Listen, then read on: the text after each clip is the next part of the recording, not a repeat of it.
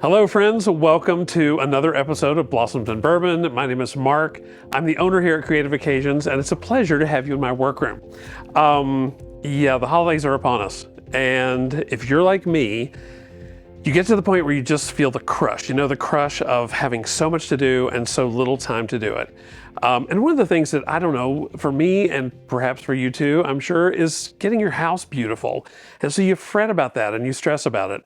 I want to show you a really quick and easy wreath that I'm going to use fresh material for tonight. You can actually use artificial material for this if you want, but it's very easy. It'll go together very quickly. And the fresh version that I'm going to do would be beautiful. And I typically use something like this on the outside of my house. And because it's cooler here in our area, it stays really nice through the season. So it's a great option. We're going to start with a grapevine wreath. And the grapevine wreath is going to work as the mechanic. It's a beautiful mechanic because it's got all those nice little places in it where we can insert stems. And as I'm using fresh material, we've talked about how with other types of fresh material, we always strip the foliage off the bottom because there's water and we don't have water tonight. Consequently, we're not going to strip all that foliage off. Another thing about that is it's going to kind of work as to create some tension so that in the grapevine, it's going to kind of help hold things in place. Now, first of all, I would probably, if I were doing this at home and actually around the time of the holidays, I would probably be using the trimmings off my Christmas tree, which is either a Douglas fir, Fraser fir, or something like that. Because we're a little bit ahead of the season here when we're actually taping this episode, I instead am using boxwood. Boxwood is also great for that because it's short, kind of dense foliage, so it works well to kind of work or to provide a base, and that's what we're looking for here, is to have a base of greenery that we're going to insert other things in. You can see that I'm being pretty unkind to this. I'm just kind of jamming it in there. I want to make sure it's nice and secure and that these little clusters of boxwood are going to work to help hold other things in place. One of the things that I do when I'm planning for something like this is to keep in mind the types of greenery you want to use. And you do want to have some different textures, some different shapes in greenery. So we're not only going to be using this boxwood, but we're going to be using some cedar. We're going to be using some white pine. The white pine, of course, is so nice and flowy and soft, and that's going to be a very nice contrast to some of the other foliages. Also, we're going to be using some magnolia. Just a lot of things that you probably have growing in your yard. So take advantage of that, make use of them, and the result will be great. It'll look homegrown, as it were. All right. I do want this to be a little asymmetrical, so I'm kind of creating this longer drop over on one side compared to the other side. And throughout the process, I'm going to pick up the wreath occasionally. I have an easel behind me, and so I'm going to pop it up on the easel. We'll kind of check it out and see what it looks like. I would also recommend that you do that so that because of a wreath of this size, it's hard to work on it while it's hanging up on that little easel. But it's much easier on a table, so work on it on the table and then check out your work as you're going along. I want to get this place hidden right here where this piece of grapevine is going over.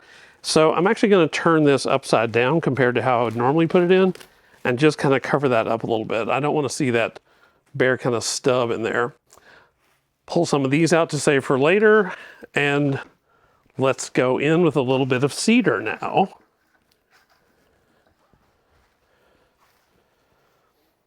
One of the things that's so nice about all of these greens and this time of year is the fragrance. And I don't know about you, but for me, that's one of the nicest things about these fresh foliages is having the smell.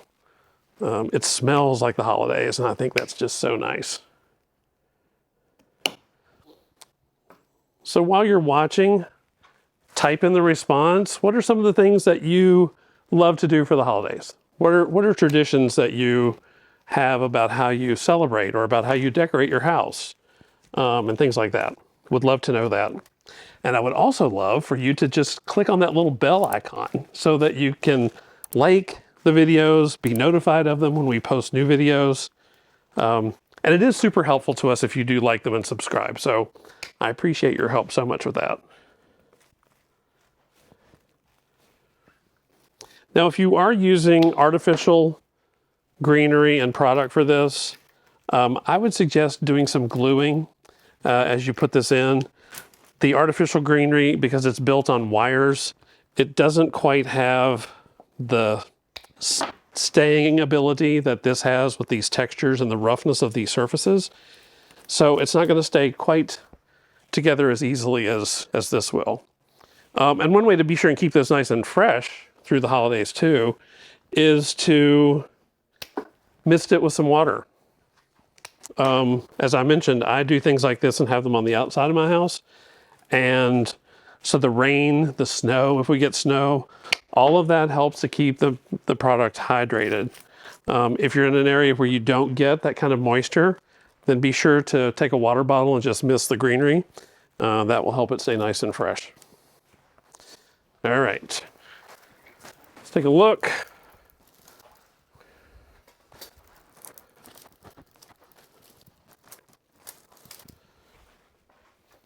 I think that's headed where I want it to. I just want it to be a little more full. So we'll go back and put a little more cedar in there. Want it to have some body.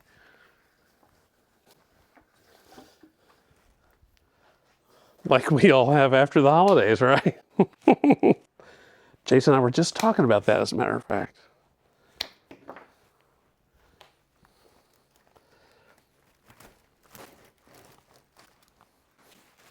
So yeah, one of the things that is also important from a design standpoint is you do want to have some greenery kind of from underneath this wreath form too. Particularly if you're hanging this up a little bit higher on a wall. I have a brick fireplace wall on our screen porch, and that's where I would use something like this typically. And so as people are coming and going from the house, if we have guests coming or whatever, then it's nice to be sure that all those kind of bare areas that you don't intend to be shown are covered.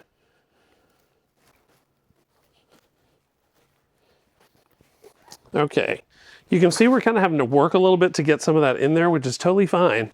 That's going to mean that it's going to stay nice and secure. Some of this greenery too, as you can imagine, as it dries, it's going to shrink. And so that too is going to impact the staying ability of this design, which is why we want to make sure that these things are in there nice and securely.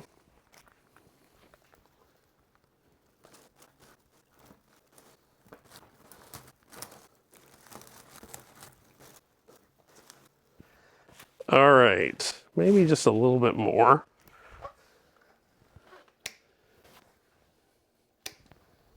If some is good, then more is bound to be better, right?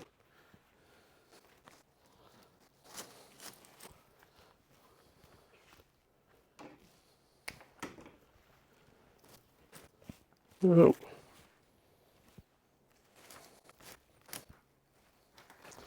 All right, let's do a little white pine now. And again, these white pine wispy little tendrils of that, one of my favorite things to add in this kind of design. Just get that little wisp of those long needles. Again, it's a great contrast to this short oval boxwood shape, this kind of flat, very textural kind of cedar. So just love all those textures together.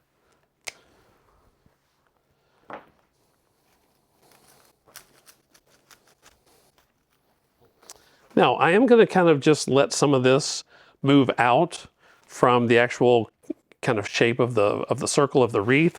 So it kind of opens up the design a little bit, feels a little more wispy.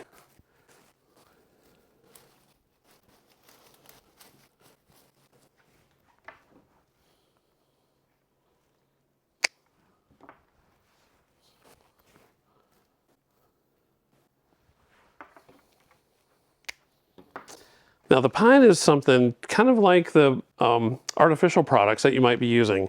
These stems are very smooth and round. So when you're putting those in, be sure that you're putting them in places where there's other stuff there so that they can grab against those and you can kind of feel that kind of setting in place in there. They're the ones you're going to have to watch out for twisting and moving around some.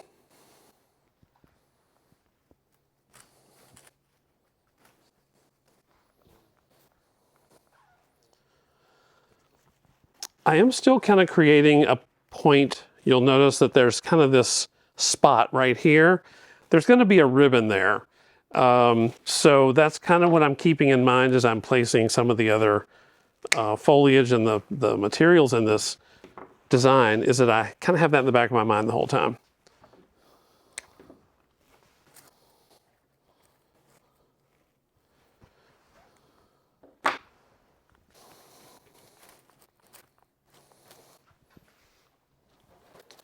Another look.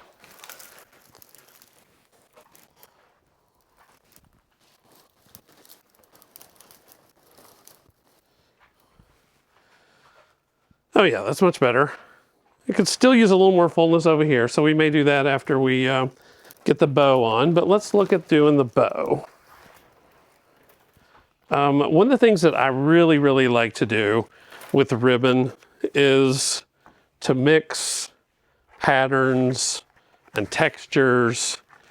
And the trick behind that is to make sure that you're choosing ribbons that are in similar colorways, so the same kinds of colors, not matching colors necessarily, but the same kinds and the same tonality. So if they're super vibrant, then they really all should be super vibrant. If they're more subdued, then they should mostly be subdued. And in this case, I think that we've achieved that very nicely, and I love the texture of this plaid against this ribbon that has the antlers on it, and then a shorter one, or I'm sorry, a more narrow one, that's another plaid. And I don't know if you care for that or not, but I love this. I think it's super together. So, quick tutorial on ribbon. I don't make fussy, pretty, I mean, I can make them, but I don't necessarily like that so much. So we're gonna make just some simple loops.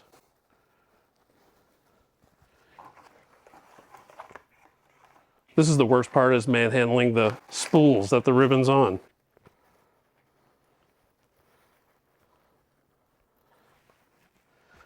And if it's easier for you not to do this ribboning with all of the ribbons stacked like I'm doing right now, you can easily do this one at a time.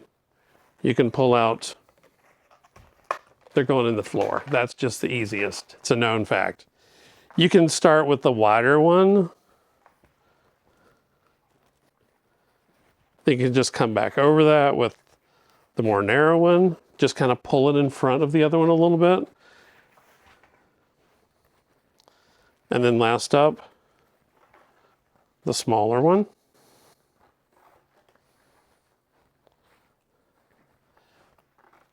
And I would probably like another of that smaller loop kind of behind. So I'll put another one back there.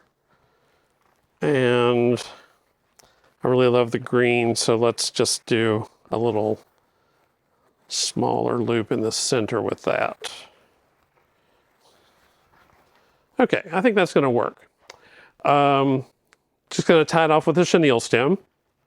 I personally like chenille stems for tying ribbon instead of wire, because the little fuzziness of the chenille stem is a great kind of way to grip the ribbon. And if you've ever tied a bow that you've spent a long time making with a piece of wire, and then as you're tying it, the ribbon starts to slip, that's the issue with wire. It doesn't really have anything for the ribbon to grip to, and so it can lead to some issues. All right.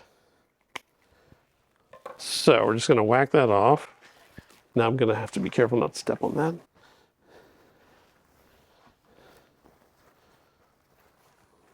All right.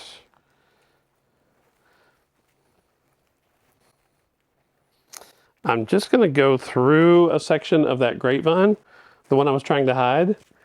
And If your wire or your chenille stem is long enough, you can go completely over the wreath and not have to worry about working it through something, but it really, this is a pretty big wreath and it's pretty thick, so I'm not sure that this chenille stem would work for that.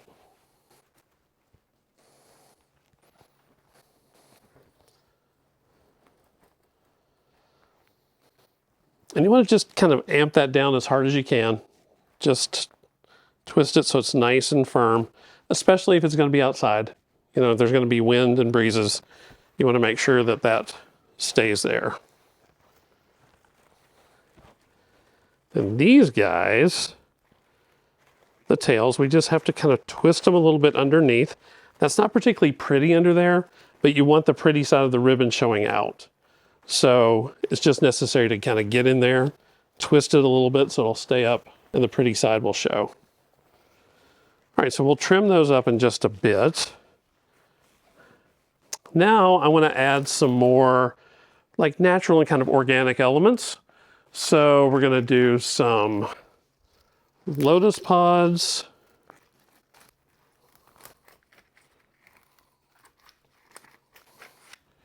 There we go.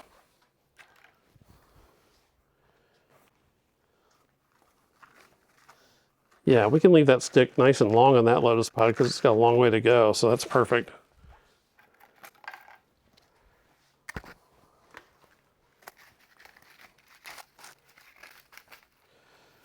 And some pine cones.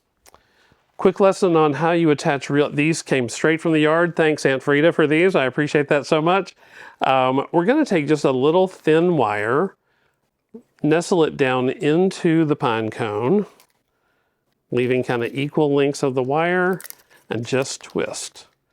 And trust me, that baby is not going to come out of that pine cone. So that's a really easy, quick way to get the pine cone so that you can, and you just literally tie them right to the greenery that's in the design.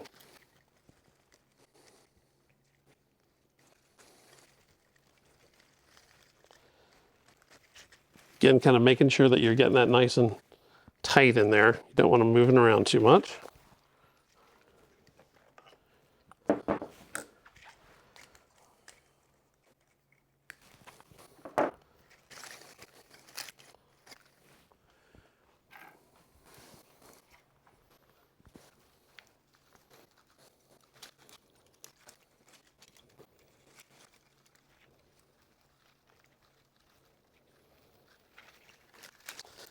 It's so weird to be thinking about Christmas because in our area, it's going to be 73 degrees this weekend. And we're in the beginning of November here as we're taping this. Kind of crazy. But it'll happen soon enough, won't it, Jason? It'll be cold and I'll be miserable. Also, I have some fake antlers. If you have real antlers, of course, use those. I do not. So I had some fake ones, glued the Coe sticks onto the bottom of them. So we can just kind of work those in. Kind of see where we're headed with a sort of natural, very organic looking.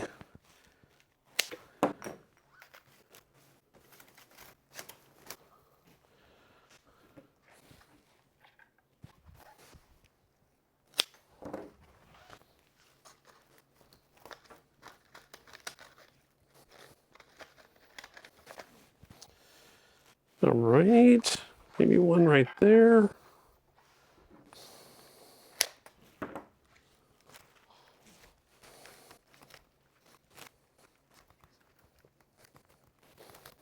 Lots of stems in there. There we go. All right. Let's give it another look.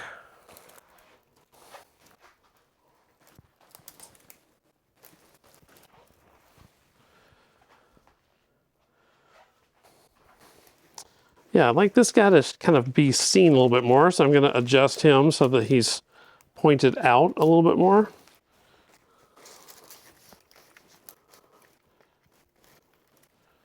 There we go.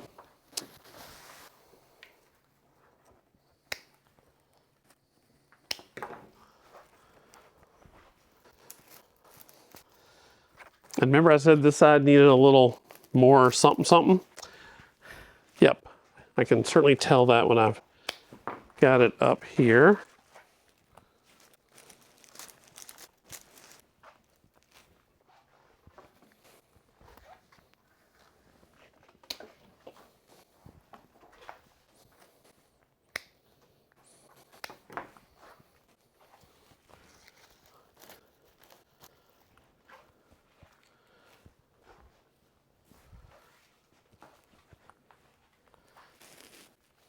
I've had questions from some viewers about lengths of stems, particularly with fresh arrangements, and I'm thinking about this too as I am cutting some of this greenery.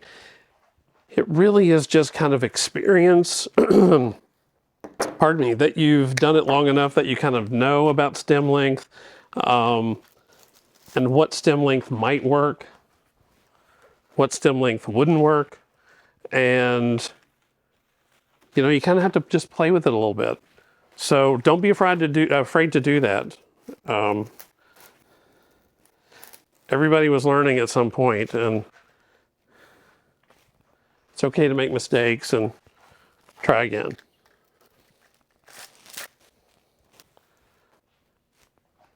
All right.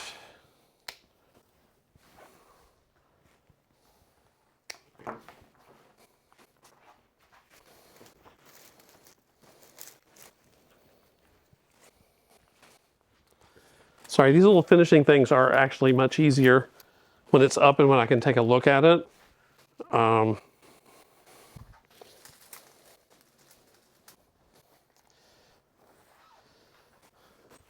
are you in the school of the fishtail or the slope on the bottom of your ribbon?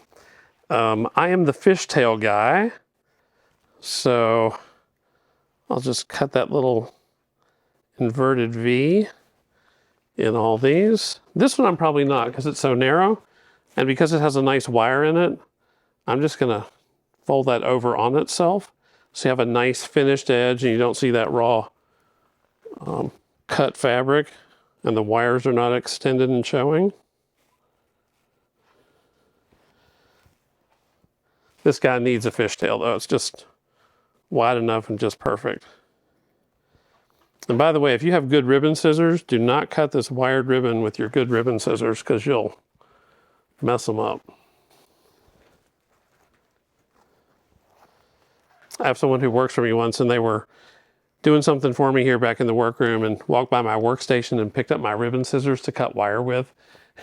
Nearly had a stroke, just like, oh my gosh. All right. So there we go. I think that's it. Probably a 15-minute wreath, including adding accessories, which you don't have to do, but it's kind of a nice way to kind of dress up the wreath, especially depending on the style of your home and the decor that you're using it in at your home. So anyway, I hope you enjoyed that. Try it. Make something beautiful for your house. All right. And as a reward, you know, we have to have a reward here. Let's do a bourbon tasting. We are tasting today this bourbon that's called Ironclad. And Ironclad is actually distilled here in the state of Virginia in Newport News. And as you might have guessed from the name, in their promotional materials, they say, "Mighty ships are what inspired our name." And so for you history buffs out there, can you tell me what are the names of the two ships that were involved in the Battle of the Ironclads? I am not a history buff, so I had to look it up. But I'm not going to say now, so I'm going to wait for you to respond so you can tell me if you know those. Two ships in that. And I got to say that the guys in marketing have done a great job with this. Look at this label. This is the Ironclad label. And when you peel it back, it has like the blueprint of the ship. And if Jason zooms in on that, you can see the name of the ship, and then you would know the half of the answer. But anyway, it's kind of cool. This is a bourbon that does have rye. It's a very small percentage of rye, but it does have a bit of a rye element to it. And when I was doing some reading online about this, they described the color as the color of freshly brewed tea. And I thought that was so interesting because it really does look like really great tea, which is gonna make it even better, I'm sure. They do age this in 15-gallon barrels instead of the larger barrels that we typically see. And they feel like that the smaller barrel actually has a greater surface area and therefore develops more color and more flavor in the bourbon, which I think is kind of an interesting thing that I've not heard with other companies.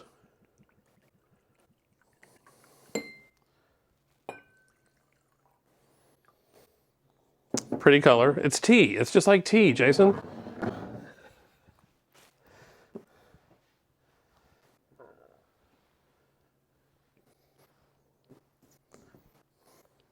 It's a little like caramelly, butterscotchy.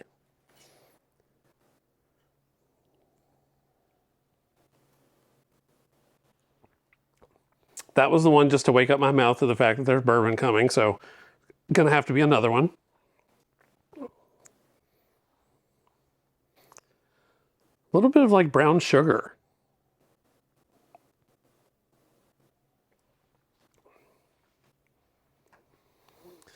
There's a tiny little bit of a floral note to it, of something that's like an organic, flowery kind of fragrance taste to it. A bit of a cherry, like fruit note. Definitely as you experience the finish, you can feel the rye. The rye makes it a bit spicier, but it's not bitter like some are.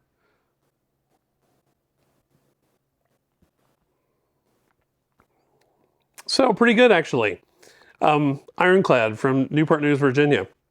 You should give it a try. You guys, this has been so much fun. Please remember the things that are important during the holidays are your family and each other. Yes, this is going to provide some joy and fun for you too, but don't fret about this if you don't get it done. Have fun with these little projects. The beauty in your house will be from the people around you. So thank you for watching. Please don't forget to like and subscribe, hit that little bell icon, and then join us again next time. And until then, cheers to you and to flowers every day. Thanks so much. Bye-bye.